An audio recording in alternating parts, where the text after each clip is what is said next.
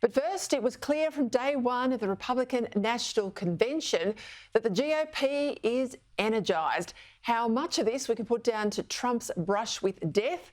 Well, it's hard to tell just now, but for a party that's been fractious in the past, there were no signs of that today in Milwaukee.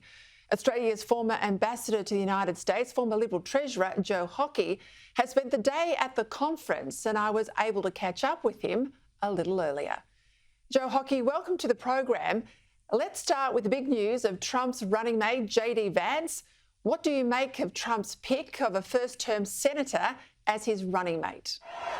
Well, there is an element of risk to it, Peter. There's no doubt about that.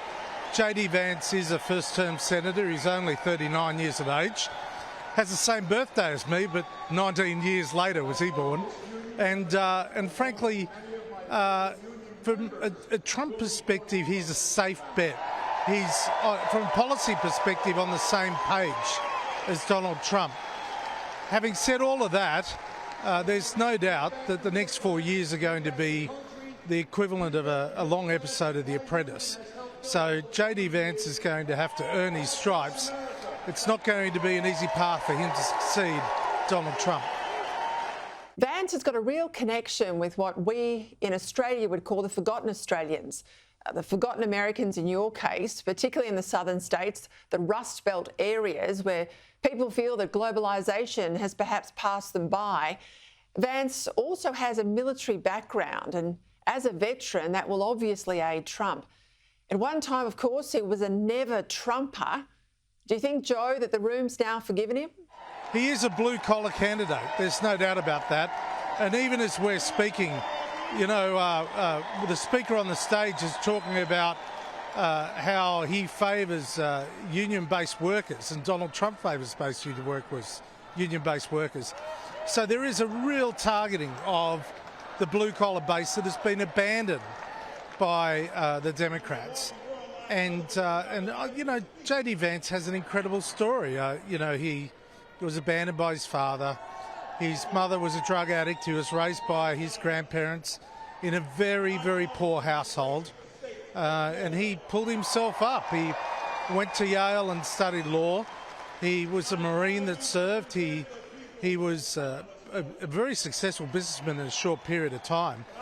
All of that cascades into an incredible story that the Republicans traditionally used to have, but lost for a while there, and it's completely counter-narrative to what the Democrats are claiming about the Republican Party. All right, let's forecast into what we can expect will be a very different speech from Trump on Thursday.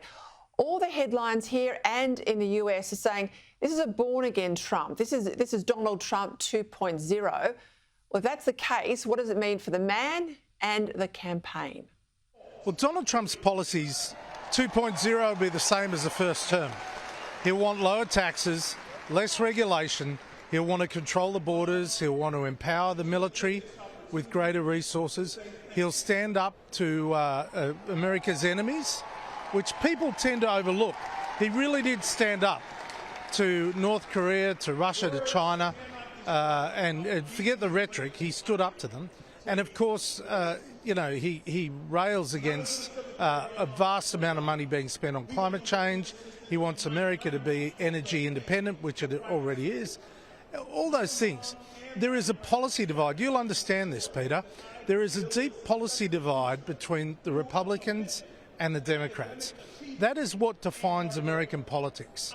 And it's all of those things. The Republicans believe in lower tax, less regulation, greater focus on controlling the borders, better immigration, etc., etc.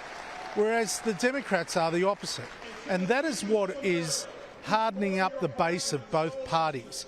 The personalities of the candidates are just on top. So Donald Trump is in a very strong position, not just because of all the events that have occurred and because of Biden's weaknesses. Donald Trump is in a strong position because of policy and policy principles.